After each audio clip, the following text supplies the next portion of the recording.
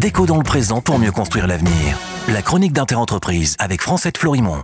Bonjour, j'espère que vous allez bien. Hier, je vous disais que je voulais vous raconter en quoi je trouve l'ADI, l'Association pour le droit à l'initiative économique, toujours révolutionnaire 34 ans après son implantation en France continentale.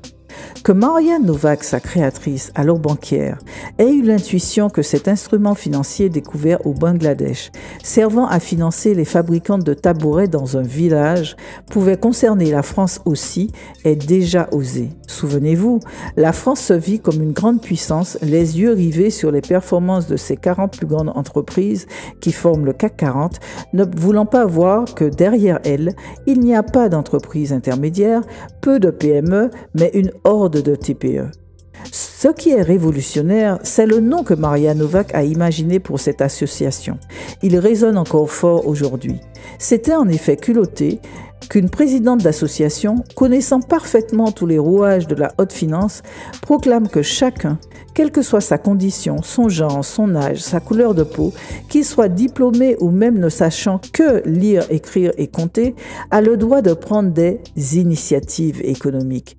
Non pas d'être un maillon interchangeable d'une chaîne dont il ne maîtrise ni ne comprend le sens, ni d'exercer un métier ubérisé comme ceux qui se développent aujourd'hui, mais travailler son talent, créer une activité qu'il exerce dans la joie.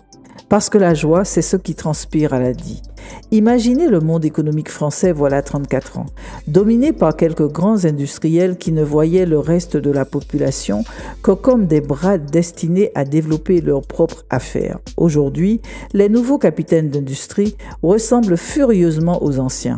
Face à eux, une ancienne banquière et ses équipes osent toujours proclamer que, oui, chacun a le droit de participer à la création de valeur, pour lui-même déjà, pour les autres ensuite, et vivre mieux parce qu'il reprend confiance en lui, une confiance sapée volontairement par le système qui ne le veut que docile.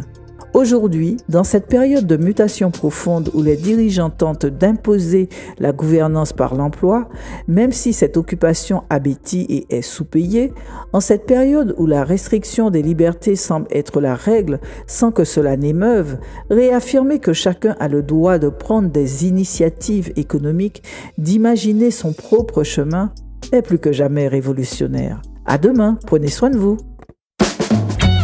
Déco dans le présent pour mieux construire l'avenir. La chronique d'Interentreprise avec Francette Florimond.